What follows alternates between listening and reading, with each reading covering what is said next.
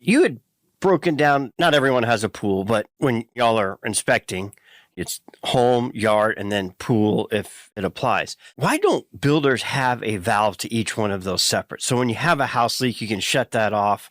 When it's a landscape leak, you can shut that off. If it's a pool leak, you can shut that off. Whereas opposed to just one main big shut off. And then for the duration of the repair time, most of them, couple hours here or there, fairly easy, but not all of them, completely shut down the entire time. Why aren't we smart enough to build individual shutoff channels for each one of those? So it really comes down to the house being built first and the yard and pool being built last, and then them taking the easiest path to getting water to the yard and pool. So typically when building a pool, they tap into the nearest hose bib in the backyard. And then obviously irrigation wise, they do the same. When we do a lot of modifications to autofill lines, we will separate the irrigation and pool lines separately with 2 different ball valves. And then we do plenty of reruns on an autofill line where we'll bring it up front and put it in front of the main line to the house so that snowbirds can leave worry-free that the water is shut off inside the home,